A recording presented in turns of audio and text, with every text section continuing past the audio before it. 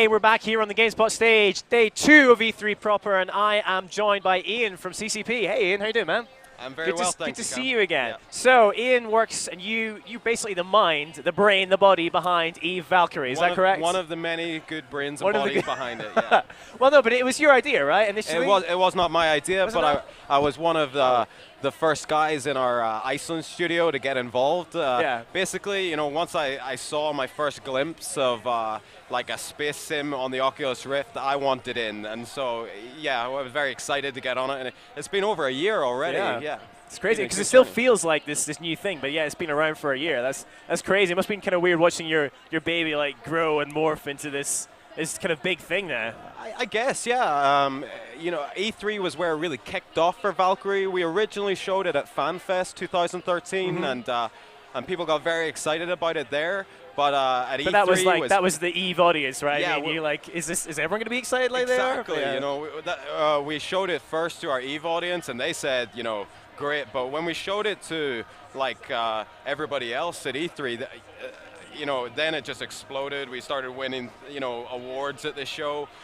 It was at a really exciting time. And here it is now, running on. You've got it on Development Kit 2 for Oculus, right? And also right, yeah. Project Morpheus. And it's built in Unreal Engine 4. So I think we've got some brand new gameplay to show the guys at home just now as well. So obviously, we can't all put Oculus Rifts on you right now, but it is very different in VR, and so.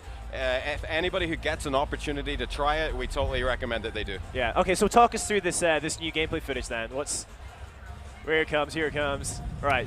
And so when you look down, because of the head tracking, you can look all around the interior of the cockpit. Here you're seeing somebody locking on missiles, and they're using the head tracking to actually guide on. It's a really powerful feeling. People love this. So this is as I was saying, this is all the Unreal Engine 4. Yeah, so what does this give? What does this enable you as developers to add to Valkyrie? Unreal Engine 4 has a really powerful, good Oculus integration. It also has Sony Morpheus integration, and so we've really improved the graphical fidelity of the game. It runs comfortably at about 60 frames per second, which compared to most other games is way higher. Yeah. What we've got here in this very latest build is an innovation from Oculus themselves, from John Carmack, called Time Warp. Yeah, you mentioned this Time Warp thing, right? So it's like predicting future frames or something, is that right? Do not even try to get me to explain how this works, okay. Because Magic.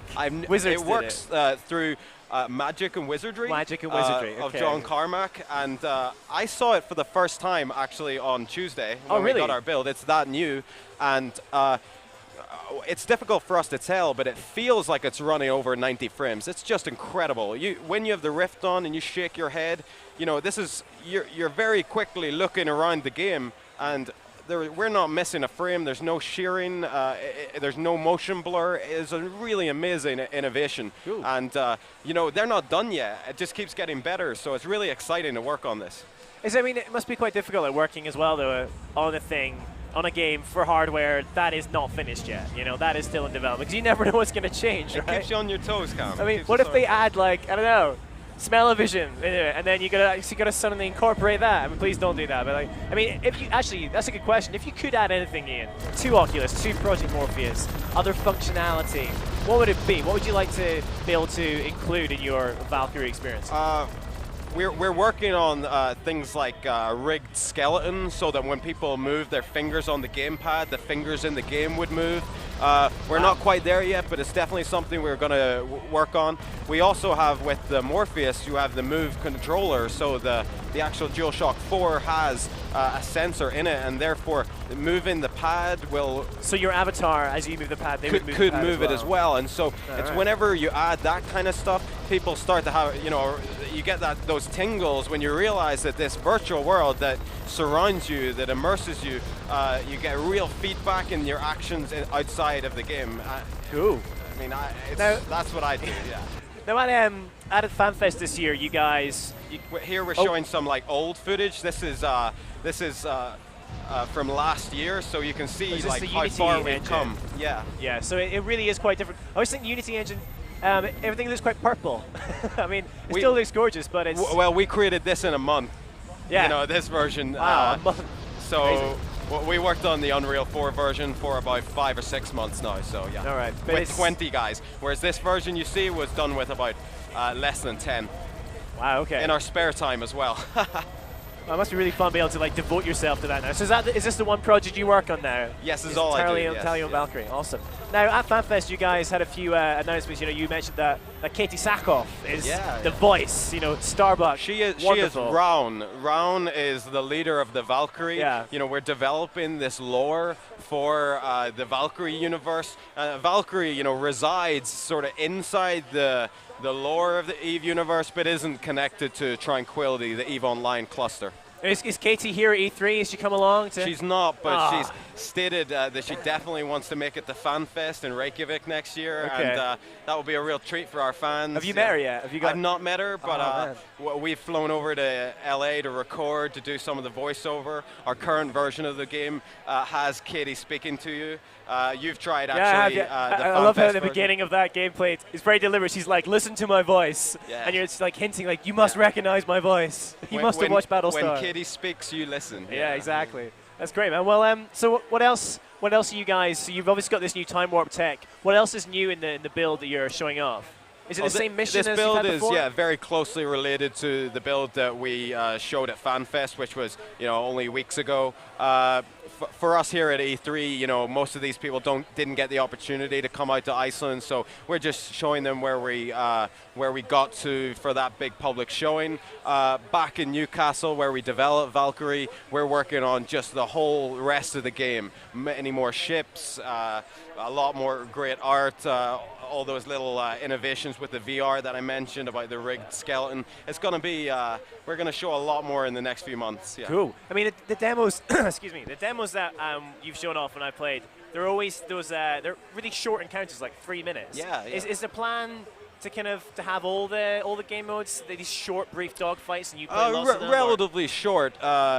We see EVE Online as the game that you play for like huge, long sessions, maybe like 4 to 6 hours, whereas Dust 514 is maybe more like up to 2 hours, and Valkyrie would be the game you play for like 20, 30 minutes. It's so intense, it's so immersive that even in the 3 minutes that we do in these demos that we bring to the shows, it's such an intense experience. People get a real kick out of it. But yeah, when you're playing Valkyrie at home, you'll be playing it for longer, maybe anywhere between 20 and 30 minutes would be my guess right now, yeah. I mean, do you have any plans to do, like, because these are obviously situational kind of like multiplayer maps, almost, it's kind of battle maps, what they're like. Do you have any plans to do missions where you might be traversing areas of space, or are they all just going to be, because I know you've always said it's like a dogfighting simulator, you know? So far we've mostly been working with like real kind of like battle arenas, and we very much like design them to have points of interest that are like, you know, great to fly through. There's some really interesting like map levels that we're working on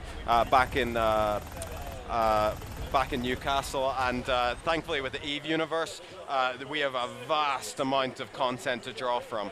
We can really skip ahead on that because we have 11 years of art creation behind us. Are you got any plans to like recreate like battles that have happened in the EVE universe and like stick people in them? Absolutely, we do. Chris, our lead designer, talked at FanFest about a map called Necropolis. It's really like the graveyard of an EVE Online battle. This year in 2014 in EVE Online, we had the biggest battle ever. Battle where I think it was $300,000 worth equivalent, the equivalent of $300,000 of ships were destroyed in one battle. Yeah. And so, we can just take screenshots of that happening live in EVE Online, and within weeks have an EVE Valkyrie equivalent that players can fly through. Yeah. It must be quite nice because EVE is seen as one. If you don't play EVE can be seen as this kind of quite intimidating, quite mind-boggling thing.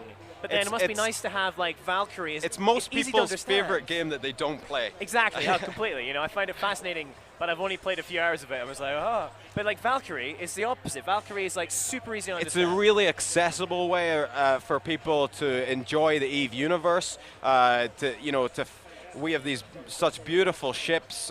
We have 11 years of lore to draw from. And for us, we're just really excited, to bring people an alternative experience that allows them to be involved and enjoy our products, Now, what I'm just going to do at this point, Ian, if you don't mind, is if you guys are watching at home, if you have any questions for Ian about Eve Valkyrie, just the best way to do that is to send me a tweet, in fact, at CamFrazRob. I've got Twitter open right here. That's at CamFrazRob. It might be on my lower third. Can we wish the lower third? Here it comes. There it is. Magic. That was amazing. I controlled that. Power of my mind.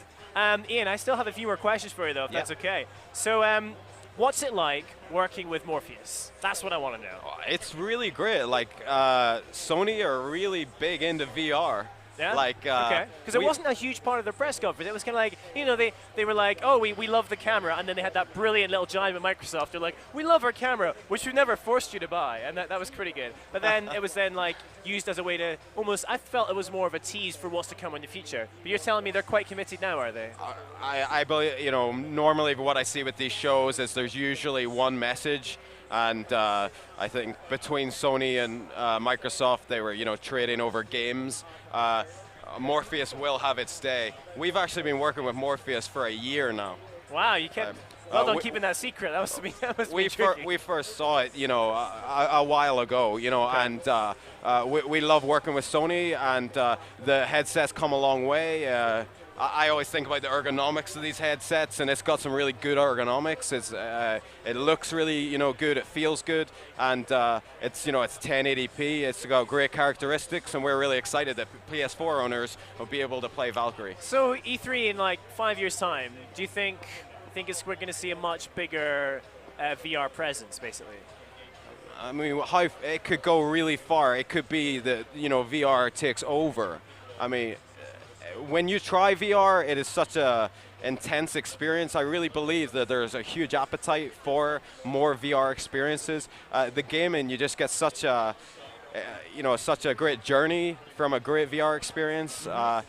It's just going to be exciting that more people will get the opportunity to play it. I don't know a lot of people who have tried VR who aren't converts. But I guess that's maybe one of the challenges too, right? Because, I mean, I was always interested in it, but it wasn't until we got a kit in the office in the UK, and I put it on and I walked around that Tuscan villa and then felt a bit ill. It wasn't until I did that I thought, wait a minute, this could be pretty cool. And then actually sitting down in the games like Valkyrie has been what's got me quite excited about it. And, you know, I'm not completely convinced, I'll be honest, about which games that don't involve you sitting down or moving very slowly. Anything with fast-paced, I'm still worried that it's going to be, you know, nausea and motion sickness are always going to be a thing, because anything which is different, which your brain sees as being different from what it expects, can be an issue. But I mean, how do you feel about it? Do you think we're going to think anyone will ever crack, like, being able to play, like, say, Skyrim or a game of that caliber and that kind of setting in VR? Do you think that's possible?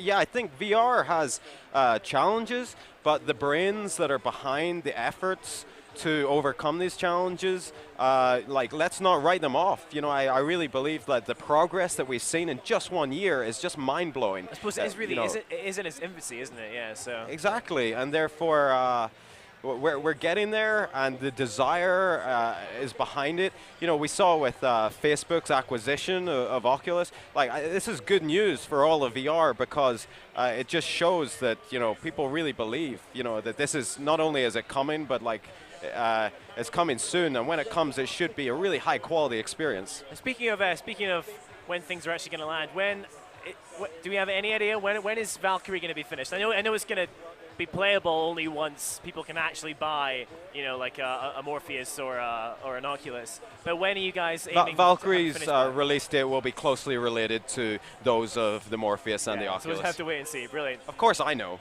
Of course you do, but you're not going to tell me, are you? That's right. All right, get off my stage then. Ian, it's been a pleasure having you on. Thank you very much. Thanks very much. Yeah. And of course.